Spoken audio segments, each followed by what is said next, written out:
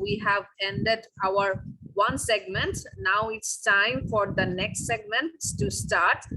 Let me introduce the first speaker of today from the delegate participants. That's Mr. Anil Kumar Joshi. He is going to present his presentation on renewable energy and livelihood sustainability, a case study of clustered water mill upgradation from Uttarakhand, India. As you can see, Mr. Anil Kumar Joshi is a consultant, researcher, and he is a chief functionary public institution called Short Trust. Anil Kumar? Hello, good afternoon. Dr. Sarah, can you hear me? Yeah, we can hear you clearly. The floor is all yours now. Thank you. Yeah, thank you very much. Thank you very much.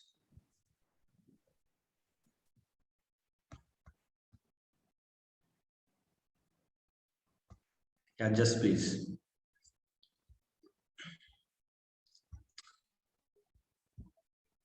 Yeah, so you can see my presentation now? Yes, we can see it clearly. Yeah. Hello and good afternoon from India. Thanks to Dr. Hasrat and the grassroots team for such a wonderful program.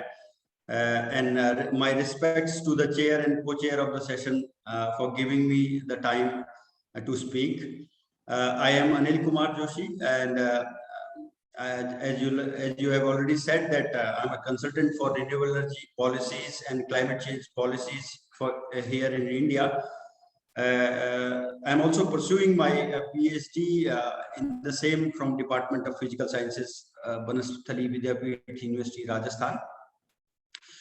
Today, I'll be presenting a case. It's a small case, although I have listened too much of the international perspective and the national perspectives on these SDGs and the environment policies. But I'll just be presenting a small case on how the renewable energy and livelihood sustainability policies are there, how they are doing in the sense of the execution at the ground level. So I'm presenting the case study of a water mill upgradation in the Himalayas, and the outline of my today's presentation is I'll be briefly speaking about the study area, the objectives and methods, what is the present scenario, and just once. Actually, that side I cannot see. So which policy I'm talking about and where it stands as of now, and especially when the case was originated and this present case, and what is the current status of the case, what can be analyzed and inferred from the data, and the actions and suggestions for future course of future time or course of action. Just to briefly tell you about where the case is, this is the map of India in the Indian Himalayan region. This is the state called Uttarakhand, having 13 districts in total, and the case lies in the northernmost district called Uttarkashi. So this is where an individual experiment on renewable energy has been done in 2012. As far as the study objectives are concerned, we wanted to identify the cases and key points of success in of the decentralized renewable energy program. We also wanted to just a sec. We also wanted to assess and analyze the reasons for success and sustainability of the model. According to the model, we wanted to suggest some policy recommendations to the government renewable energy portfolio. So these were the major objectives.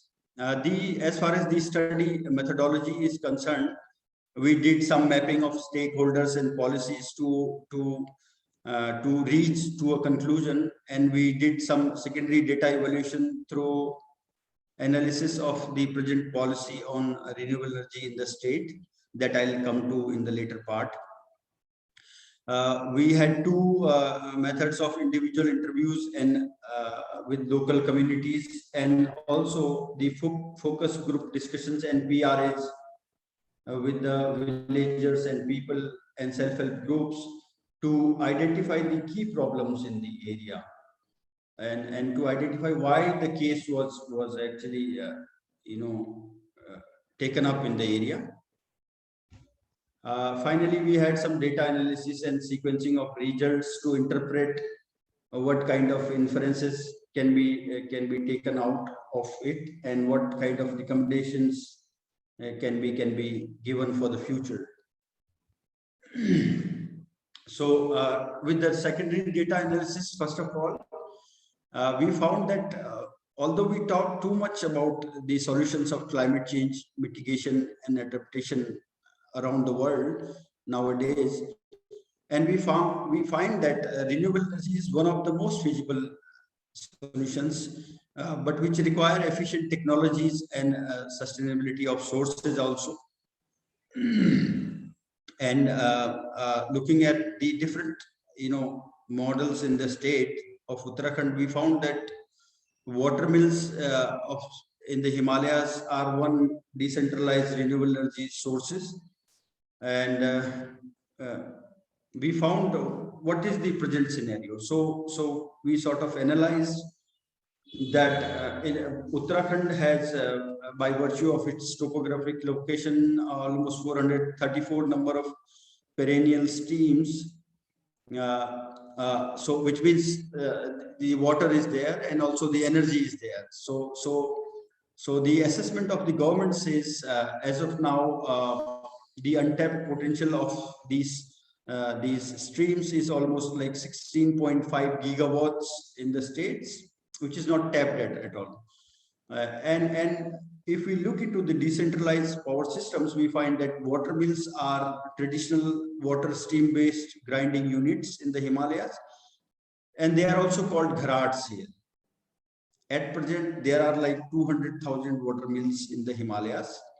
And as of now, in Uttarakhand, only 15,449 water mills as per the government data. And these are usually individual person-based enterprises that keep some amount of grind as fee for the grinding and processing. That was traditional model. The present rate of grinding is 10 to 20 kilograms per hour. These two things actually make this traditional system a bit vulnerable in the present times, because the high impact of seasonality and the time of grinding, which people usually don't have time in these days, like Dr. Hasrat was saying yesterday also, that people are running too fast. So they also don't want to go to these water mills. But what exactly the government is doing to promote, we talk too much about renewable energy, but what the government is doing to promote the present, status of water mills. In Uttarakhand only, we have total installed capacity of 4,459 megawatts as of now, as per July 2020 data, and you can see only 30% of which is renewable, energy, despite having a state of with lot of resources, with lot of opportunities of renewable energy. Only 13% is counted as renewable energy. For this, we have like one agency called REDA is set up in 2001 in the state, and as a part of its mission, the government launched the renewable energy policy in 2008 in the state, with special assistance for micro hydro projects up to 100 kilowatt. And improved water mill program was one of the part of the policy, which provided like 110,000 rupees of incentive for electromechanical and rupees 35,000 for mechanical output. Sorry to interrupt, Mr. Joshi. Can you just cut it short? I mean, we are running out of time, so I can give you only 2 minutes more, if that's okay. Yeah, that's fine. I mean, I'll just be, reaching to the top of it. So there are like 1,341 water mills were upgraded so far. And the interesting part of the policy is that since 2018, there has been no new installations by the water mill owners. The traditional, this is just, let me briefly talk about the present case, since I'm already warned of the time. So I'll not speak much on how the case stands. So you all might understand. This is the upgradation program, the traditional water mill having a mud house, wooden chute, and the wooden turbine, and the grain store, and all these things have been changed to this particular form, like with a turbine, iron turbine, and electricity of 5 kilowatts generation, and a new model of enterprise with women self-help groups included into the scheme of things. Just briefly talk about the demographic profile of the area, with the 218 households, and most importantly, some women-headed households needs their livelihoods to be taken care of, with a proper, equal sex ratio, and the education. Most important part, like we talk many times, that despite having many, in fact all education centers, the literacy is still at 50% in the village. So we need to look into that also. If we talk about income and land distribution, we find maximum of the households are dependent on the agriculture sources, like 121 out of 218, and one-third of the land area is used for agriculture in the area. We did some prioritization of problems with through PRA and FGD, what people thought of about their major problems, and they also propose some actions what can be done to address them. The key factors of success, why it is sustaining till now, the enterprise, because there are two self-help groups included into the scheme of things, into the grinding, packaging, and marketing of the grains. A high number of households with a single experiment, like 100, have been benefited through this, and the number of persons also is very high, and there is an income, although not much, but then also substantial for the villagers, apart from their regular other sources. One more thing that I want to highlight through this experiment is that why people have faith in this is because during the flood disaster times of 2014 in the nearby river, all the electricity lines were washed in the area, and people were living in absolute dark, and besides, no mobile charging facilities. So the upgraded water mill provided charging facilities to the people, so that they can communicate to their near and dear ones. So this is how it is attached to the people. And due to these factors, the water mill is still surviving, although there have been no new installations since 2008 in the state by water millers. But we really need to look into these kind of decentralized renewable energy experiments for the future. And just to summarize this all up, the future course of action and suggestions that we have discussed with the people, and with the policymakers, that we need linking of integrated initiatives with improved water mill program like this. We need policy discussions, continuous policy discussions on initiatives towards decentralized renewable energy programs. We need enhancement of people's participation and awareness into the renewable energy regime. We need cost benefit analysis, most importantly, because we do experiments, we leave them aside, and they are of no use at times also. We need to identify and establish cross-sectoral linkages with other areas like agriculture, horticulture, ecotourism, banks, disaster management department, so that can survive these experiments and also provide energy, clean and efficient energy to people.